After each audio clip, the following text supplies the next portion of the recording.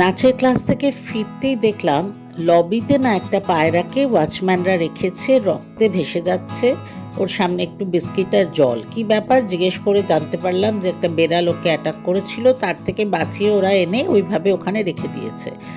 তো ওখানে রেখে তো কোনো লাভ নেই। তো আমি বললাম তোমরা তোলো, চলো আমাদের সামনেই ডাক্তার আছে, তো ডাক্তারের কাছে নিয়ে যাই। তো ওরা ধরতে ঠিক সাহস পাচ্ছে না, এরকম একটা ব্যাপার। যে ছিল ওই সময় আমাদের সিকিউরিটি গার্ড। তো আমার হাজব্যান্ডে নিল। তখন আমরা দৌড়ে গেলাম, ডাক্তারকে দেখালাম। অনেকক্ষণ ধরে ডাক্তার দেখলো, কিন্তু এতটাই রক্ত, আমি না রক্ত একদম সহ্য করতে পারি না। আমাকে ও বললো একটু কাছে এসে দেখুন, খুব সাংঘাতিকভাবে কামড়েছে, মানে এরম একটা ব্যাপার।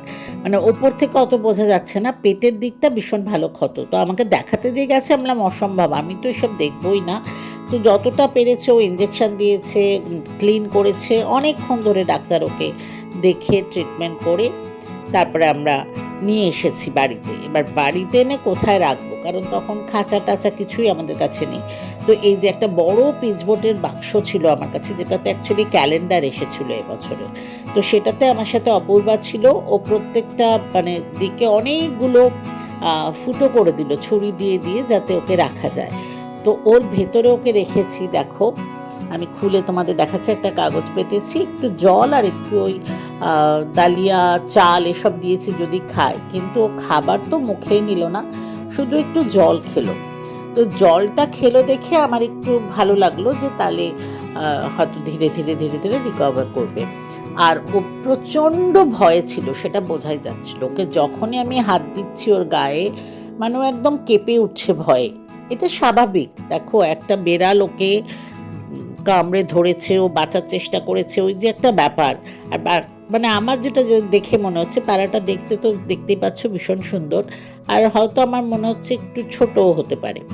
বাট ও এতটাই ভয়ে আছে না, মানে ও নড়ছে চড়ছে তো নাই। একবার অবশ্য আমি বাইরে একটু করেছিলাম, তখন কিন্তু একটু হাঁটলো, আবার রেখে দিয়েছি। কিন্তু প্রচণ্ড ভয়ে, মানে ট্রমায় যাকে বলে, সেই অবস্থায় আছে, আর কোনো রকম খাবার খায়নি। তো অনেক রাত অবধি, আমি বলতে পারো ভোর মানে রাত্রি 2টো 2:30 অবধি তো আমি এমনিই জেগে থাকি, তো ওরকম জেগেই ছিলাম ওর সঙ্গে। তারপরে ভাবলাম যে ও তো ঘুমোচ্ছে না, সমানে আলো জ্বলছে, এরকম হচ্ছে, তো আমি আলো টালো নিভিয়ে ওকে ঢাকা দিয়ে বাক্সটা বন্ধ করে শুতে চলে এসেছি। আর একটা আশায় আমি ডাক্তারকে বলেও এসেছি, ডাক্তারও বলল যে পরের দিন সকালে আপনি আবার নিয়ে আসবেন, আমরা আরেকবার ওকে ড্রেসিং করে দেব। তো আশা করা যাচ্ছে যে আম, আমি আশা করেছিলাম যে ও একদম ঠিক হয়ে যাবে। ডাক্তার যদিও বলেছিল ভীষণ বেশি আহ, মানে ওর উন্ডগুলো ভীষণ বেশি, ক্ষতগুলো, কাজেই কতটা সারভাইভ করবে জানি না, বাট কাল সকালে নিয়ে আসবেন। তো যাই হোক, ওকে না অন্ধকার করে দিয়ে, কারণ আমি ভাবলাম যে আমি বারবার ওর সামনে বসে আছি, কথা বলছি, ওর গায়ে হাত দিচ্ছি, আলো জ্বলছে, ওর হয়তো অসুবিধে হচ্ছে। তো আমি আলো টালোগুলো নিভিয়ে দিয়ে ভাবলাম আমি একটু শুতে যাই। তো আর সকালবেলার একটা প্ল্যান করে যে ওকে সকালবেলা উঠেই আবার ডাক্তারের কাছে নিয়ে যাব, এসব ভেবে টেবে শুতে গেলাম। তারপরে ভোরবেলা সামহাও মাথার মধ্যে তো ওটা ঘুরছিলই। তো ভোরবেলা ঘুম ভেঙেই আমি দৌড়ে বাইরের ঘরে এলাম দেখতে। এসে দেখলাম বাক্সটা, ওই পিচবোর্ডের বাক্সটার ওখানে নেই।